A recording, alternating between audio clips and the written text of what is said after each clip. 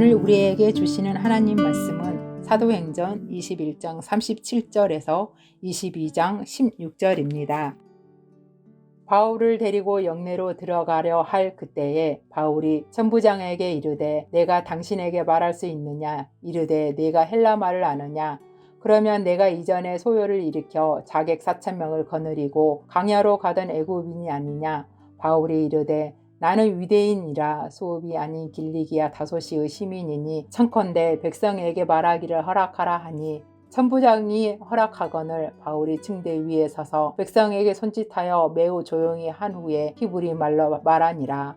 부형들아, 내가 지금 여러분 앞에서 변명하는 말을 들으라. 그들이 그가 히브리 말로 말함을 듣고 더욱 조용한지라. 이어 이르되 나는 유대인으로 길리기아 다소에서 났고 이 성에서 자라 가말리엘의 문화에서 우리 조상들의 율법에 엄한 교훈을 받았고 오늘도 이 모든 사람처럼 하나님께 대하여 열심히 있는 자라. 내가 돌을 박해하여 사람을 죽이기까지 하고 남녀를 결박하여 옥에 넘겨놓으니 이에 대제사장과 모든 장로들이 내 증인이라. 또 내가 그들에게서 다메섹 형제들에게 가는 공문을 받아 가지고 거기 있는 자들도 결박하여 예루살렘으로 끌어다가 형벌을 받게 하려고 가더니 가는 중에 다메섹에 가까이 갔을 때에 오정쯤 되어 호련히 하늘로부터 큰 빛이 나를 둘러 비치매 내가 땅에 엎드려져 들으니 소리 있어 이르되 사울아 사울아 내가 왜 나를 박해하느냐 하시거늘 내가 대답하되 주님 누구시니까 하니 이르시되 나는 네가 박해하는 나사렛 예수라 하시더라. 나와 함께 있는 사람들이 빛을 보면서도 나에게 말씀하시는 이의 소리는 듣지 못하더라. 내가 이르되 주님 무엇을 하리이까? 주께서 이르시되 일어나 다메섹으로 들어가라. 내가 해야 할 모든 것이 거기서 누가 이르리라 하시거늘 나는 그 빛의 광채로 말미암아 볼 수 없게 되었으므로 나와 함께 있는 사람들을 손에 끌려 다메섹에 들어갔노라. 율법에 따라 경건한 사람으로 거기 사는 모든 유대인들에게 칭찬 듣는 아나니아라 하는 이가 내게 와 곁에 서서 말하되 형제 사울아 다시 보라 하거늘 즉시 그를 쳐다보았노라. 그가 또 이르되 우리 조상들의 하나님이 너를 택하여 너로 하여금 자기 뜻을 알게 하시며 그 의인을 보게 하시고 그 입에서 나오는 음성을 듣게 하셨으니 내가 그를 위하여 모든 사람 앞에서 내가 보고 들은 것에 증인이 되리라. 이제는 왜 주저하느냐? 일어나 주의 이름을 불러 세례를 받고 너의 죄를 씻으라 하더라. 아멘. 사랑하는 성문가족 여러분, 새로운 한날이 밝았습니다. 사도 바울이 성난 유대인들 앞에서 예수님을 증거합니다. 쇠사슬에 결박당한 채 영내로 들어가기 전에 천부장의 허락을 얻어 계단 맨 윗부분에 서서 말을 합니다. 로마 병사들이 그를 에워싸고 있고 그 너머에는 성난 군중들이 저 바울이라는 자를 어떻게 하면 잡아 죽일 수 있을까 하고 흥분해서 고함을 질러대고 있습니다. 바울이 그들을 조용히 시킨 다음 말하기를 시작합니다. 바울의 입에서 나온 말은 히브리 말이었습니다. 군중들이 놀라서 조용해졌습니다. 왜냐하면 히브리어는 유대 고유의 언어입니다. 유대 나라가 망하고 난 후부터는 히브리어는 점차 사라지고 유대인들은 아람어를 사용했습니다. 지금 그 군중들도 아람어를 사용하는 사람들이 대부분입니다. 그런데 바울이 유대 고유의 언어 히브리어를 사용하는 것을 보고 깜짝 놀란 것입니다. 바울이 민족의 배신자인 줄 알았는데 그게 아니라 자기들도 잘 모르는 민족 고유의 언어를 사용하는 것을 보고 놀라서 조용해진 것입니다. 바울은 그렇게 기선을 제압한 후에 말을 합니다. 3절에 나는 유대인으로 길리기아 다소에서 났고 이 성에서 자라 가말리엘의 문화에서 우리 조상들의 율법에 엄한 교훈을 받았고 오늘 너희 모든 사람처럼 하나님께 대하여 열심히 있는 자라. 자기의 출신 성분을 밝힙니다. 길리기아 다소는 결코 작은 도시가 아닙니다. 다소는 헬레니즘의 중심지고 좋은 대학도 있는 아주 문화 수준이 높은 도시입니다. 가말리엘은 당시의 유명한 랍비입니다. 역사상 최고의 랍비로 치는 사람이 7명 있는데 가말리엘은 그 중에 한 명입니다. 바울은 자신이 그의 문화에서 엄한 교육을 받았음을 밝힙니다. 바울은 자신의 출신 성분과 교육 배경을 밝히므로 자신이 유대인들이 생각하는 것처럼 이단자가 아니라는 것을 강조하는 것입니다. 4절에는 내가 이 돌을 박해하여 사람을 죽이기까지 하고 남녀를 결박하여 옥에 넘겼노니 라고 합니다. 나는 너희들보다 더 예수를 반대하고 핍박한 사람이라는 말이죠. 나도 너희들과 똑같이 예수를 이단이라고 생각했기 때문에 예수 믿는 사람들을 박멸하기 위해 물불을 안 가리고 날뛰었던 사람이다 하는 말입니다. 그렇게 함으로 바울은 그들과의 동질성을 드러냅니다. 그들의 마음 문을 열기 위해서이죠. 우리도 전도할 때 동질성을 느끼면 마음 문이 열리지 않습니까? 어디서 오셨어요? 그래서 뭐라고 하면 아이고 같은 고향이네요 하고 반가워합니다. 어느 대학 나오셨어요? 그래서 아무 대학이라고 하면 아이고 동문이네요 하고 반가워합니다. 그러면 그런 동질성이 없는 것보다는 아무래도 마음문이 열리지요. 그렇게 한 다음 바울은 본격적으로 예수를 증거합니다. 다메섹에 가까이 갔을 때 호련히 하늘로부터 밝은 광채를 보았다는 것입니다. 정오 때였으니까 밝은 대낮인데 그런데 태양빛보다도 비교할 수 없이 눈부신 광채를 보았습니다. 얼마나 밝은 빛이든지 자기 눈이 멀어버렸습니다. 그리고는 사울아 사울아 내가 왜 나를 박해하느냐 하는 주님의 음성을 들었습니다.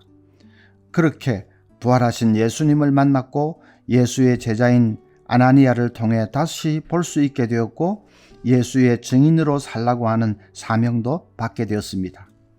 바울이 그 간증을 쭉 했습니다. 우리도 전도할 때 간증을 활용하는 것이 좋습니다. 사도 바울이 한 것처럼 나의 예수 믿기 전의 삶은 어땠고 예수님은 어떻게 만났고 예수를 만나고 나서 내 삶이 어떻게 변했는지 그런 것을 쭉 이야기하는 것입니다.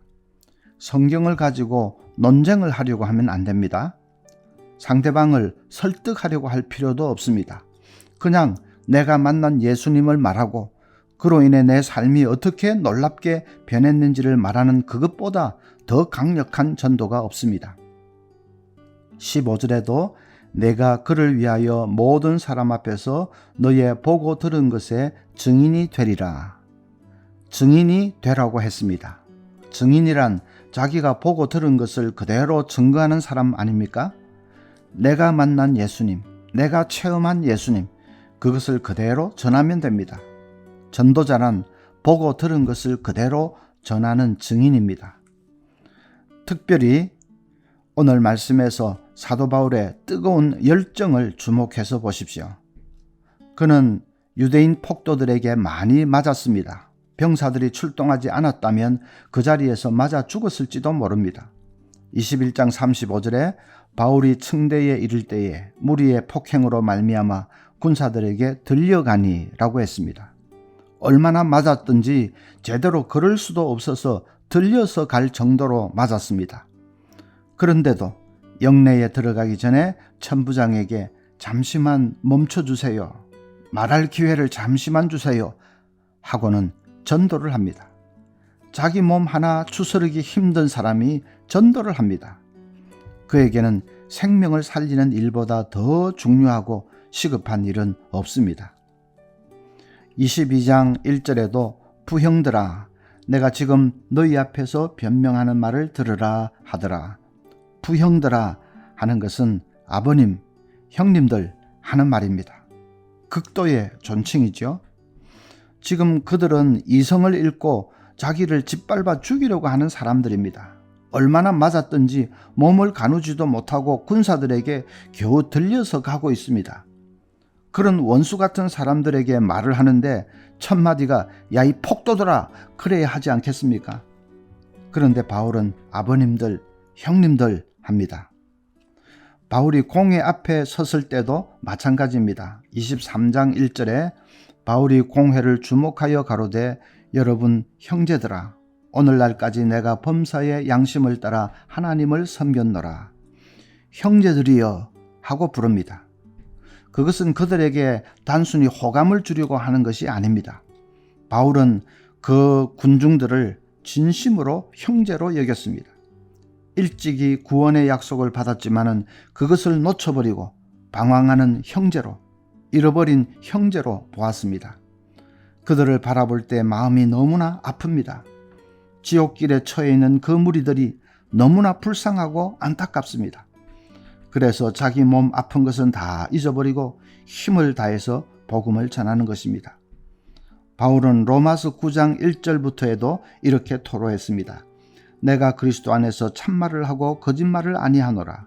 나에게 큰 근심이 있는 것과 마음에 그치지 않는 고통이 있는 것을 내 양심이 성령 안에서 나와 더불어 증거하노니 나의 형제 곧 고륙의 친척을 위하여 내 자신이 저주를 받아 그리스도에게서 끊어질지라도 원하는 바로라.